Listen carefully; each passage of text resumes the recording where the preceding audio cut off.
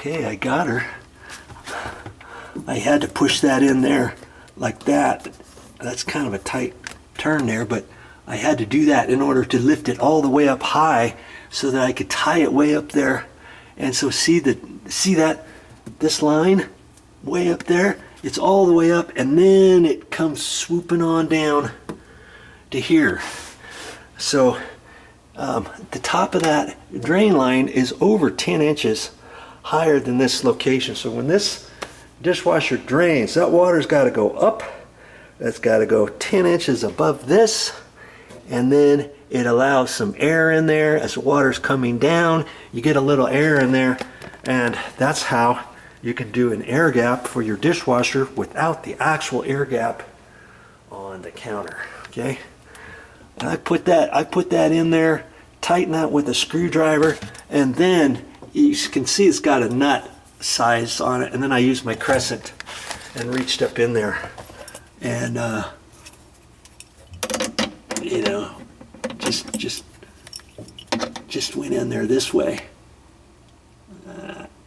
like that.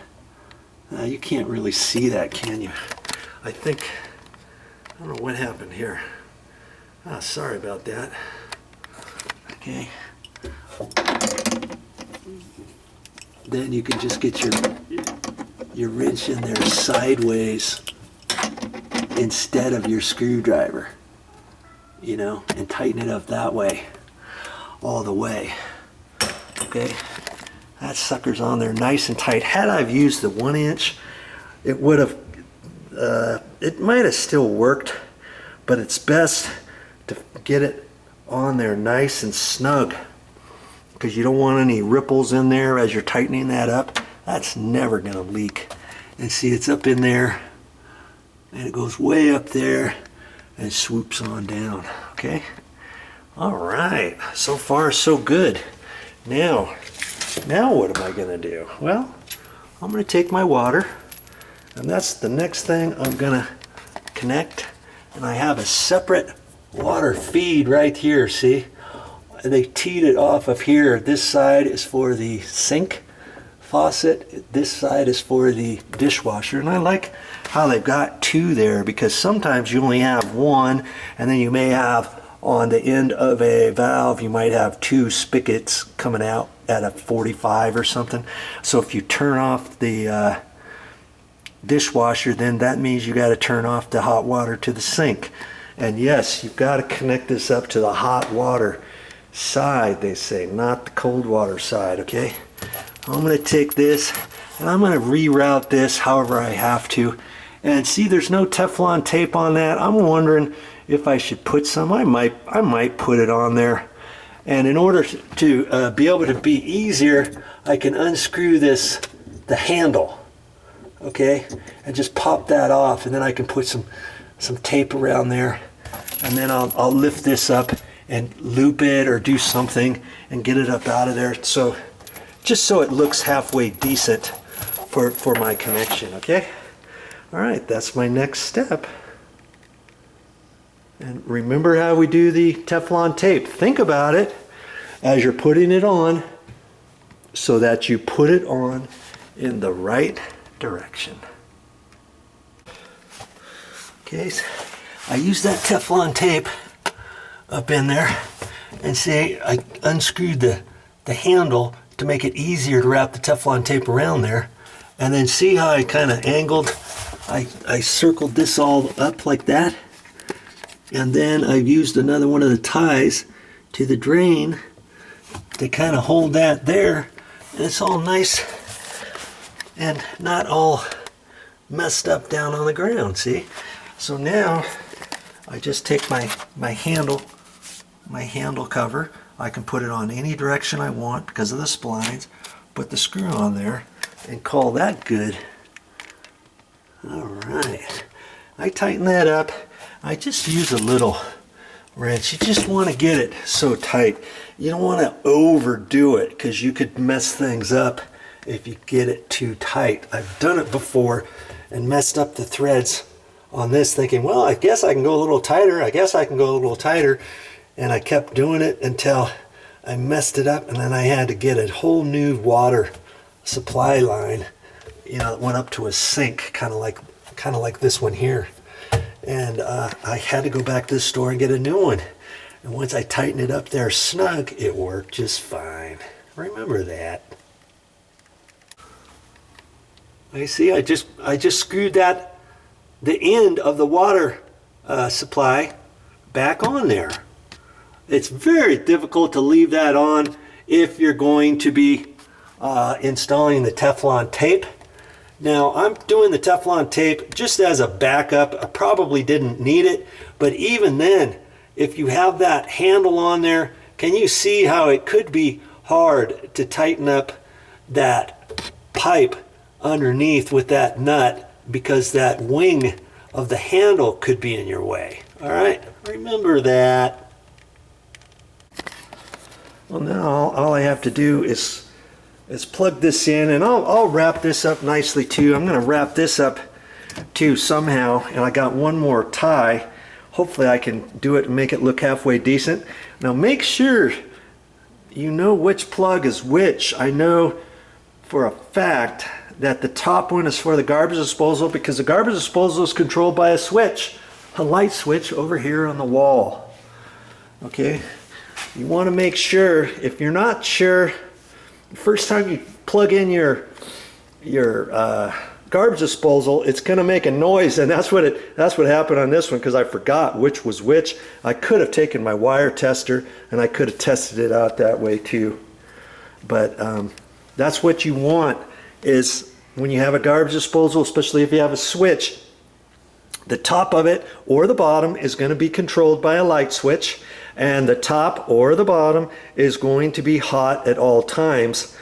The hot at all times is going to be for your dishwasher, and the one that's going to be controlled by the switch is going to be for your garbage disposal. Now, what if you don't have a dishwasher? Well, if you don't have a dishwasher, you still want your garbage disposal to be controlled by just half of that. That way, you always have half of that plug available for anything else. Like if you need to plug an extension cord in, do some work around the house or something, you want to plug it in under there or something like that. You don't want both of those. I've seen some people where they've attached both of those to a light switch, and so when the power's off to the light switch, the power's off to the other outlet. You don't want to really do that if you don't have a dishwasher. Okay, all right, so now I'm gonna carefully wrap these up, because I want them up off the floor. Isn't that nice? I don't see anything down there. The drain line's up high, the water line is up high, and this is going to be all clear down here for what's needed to be put in the cabinet under your sink.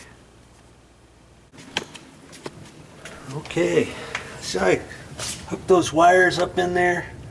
I just kind of tied them up. I don't like to have things laying down here. I plugged everything in, I turned the water on, and then it gives you directions on the first time when you're completing the installation to run it through a cycle. You want to run it through a cycle. We're running it through the express cycle. The express cycle, can you believe it's an hour long, and then a regular wash is like over 2 hours. Listen how quiet it is. I don't know if you can even hear that. When it first turned on, after I turned the water on, I'm holding my breath, like, you know, it went for about a minute first before we could hear any water going in there, and I was like, I hope when I connected the water line way down in here, there wasn't something else I was supposed to do, and I don't think there was. And we're running it through a cycle. You always want to run things through a cycle, and I checked under here, make sure it wasn't leaking, and if it was, this cardboard stuff would be wet down there. I'm glad I put the Teflon tape on there. See, if I didn't put the Teflon tape, and if I tighten that up there, and if it started dripping, I'd be second guessing myself, like, man, why didn't I just put the Teflon tape and been done with it? You know, sometimes if it starts dripping just a little bit, this nut back here, if it starts dripping, you can tighten it up about 1/16 of a turn at a time with your wrench, and then maybe that will stop it from dripping. I don't like to over tighten things. I'll do things snug, and then I know that, hey, if it starts dripping just barely, I can tighten it a little bit more, stop.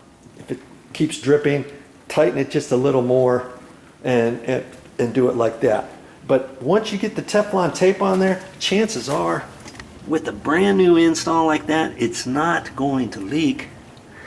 Okay, so we're running it through a cycle. I cut this cardboard out from underneath, and I've got that pushed down. I don't think it's going to leak. I really don't.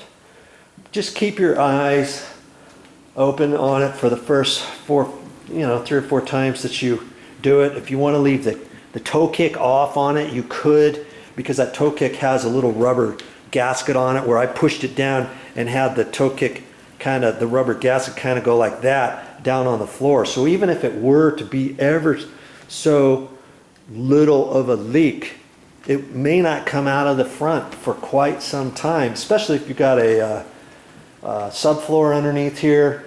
It could be dripping or something.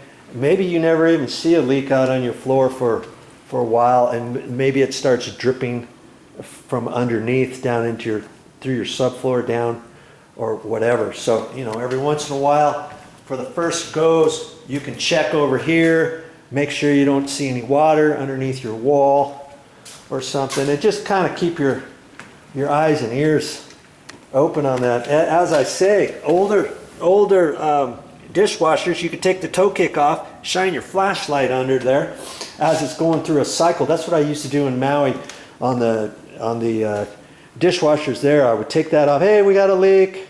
Oh, great. Go over, interrupt a guest who's there, water all over the floor, get down on my hands and knees and take the toe kick off, shine a flashlight under there, and then I have to run it through a cycle to see exactly where it's dripping. And then I can pinpoint where it is, and if it's something I can fix, I'd fix. If it wasn't, then I would have to call up the service tech and tell them, hey, for right now, you're not going to be able to use the dishwasher. We've got to order a part for it, shut the water off underneath the sink for it, or just tell the guest, hey, don't use this anymore, and be done with it. All kinds of things you have to do. And see, I took the door off of the cabinet as I was all in there. Now I can put that back on. I can clean this up, wipe this all out, put all this stuff back down underneath the kitchen sink, and call it good. Yeah, I still got to put that on and clean this up, but I'm waiting for the cycle of here. Remember, this is for the garbage disposal, so I've got to keep that under there. Some people will put it up like that and put some duct tape on it, or screw it with a clamp or something. You just don't want to lose that. I've seen people put a piece of duct tape on the back side to hold that. You always want that back there in case your garbage disposal ever gets clogged up. Okay? And yeah, I got a little bit of a cleanup to go. Your job is just not done until you get everything cleaned up. And like I say, save your direction manual, save your owner's manual, and I'm going to save all my parts. I can use these for shims or washers sometime. I've got a container with all kinds of screws. I can put those screws in there. You never know when you're going to need stuff like this. This was for when they installed the microwave. They had some wing toggle bolts in there, some long screws. I'm going to save that stuff. Throw it in my bag upstairs, okay? So do a good job. Clean up when you're done. Well, that's all I got for this time, but I'll be back with more videos. I don't know what I'm going to talk about next time. You'll just have to wait to find out.